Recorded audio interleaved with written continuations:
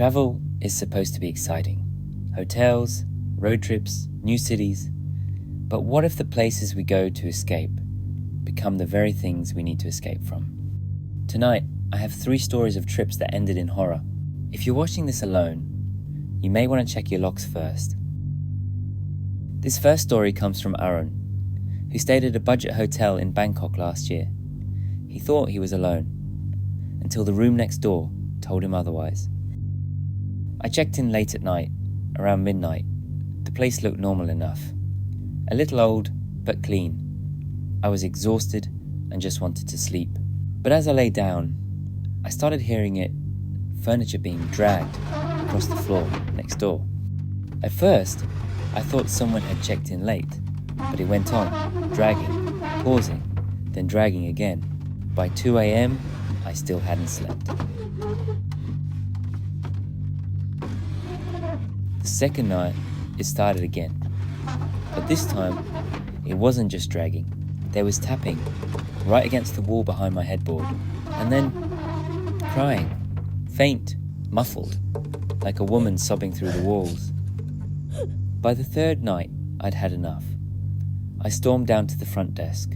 The receptionist just stared at me and said, "Sir, that room has been locked for years. No one stays there." I ran upstairs. The door was bolted shut, coated in dust.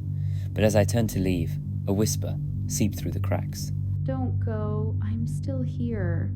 I checked out at sunrise, but I still hear that dragging in my dreams. Our second story comes from Lena in Chiang Mai. She was driving alone late at night, headed toward a hotel. But what she picked up on the roadside never should have been there. It was close to midnight, and I was exhausted.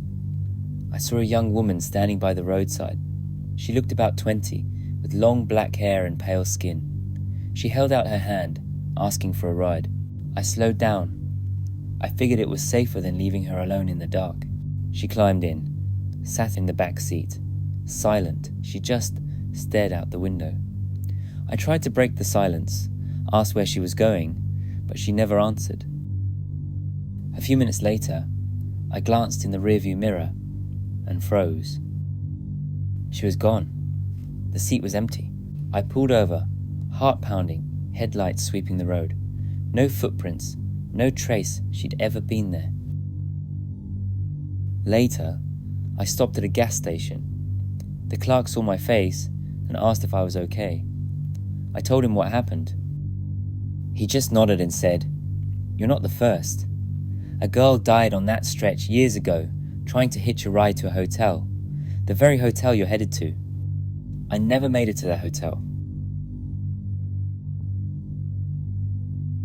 This last story was sent in by Michael, a tourist visiting Bangkok. After leaving his hotel early because something felt off, he thought an Airbnb would be safer. He was wrong. I booked a small Airbnb apartment. Clean, modern, safe, or so I thought. That night, I made some tea, scrolled through my phone, and went to bed early. But around 3 a.m, I woke up thirsty. When I walked to the kitchen, I froze. The cup I'd left on the counter had moved.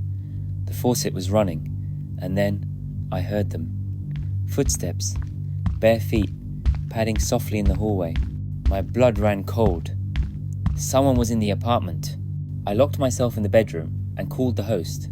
They sounded confused.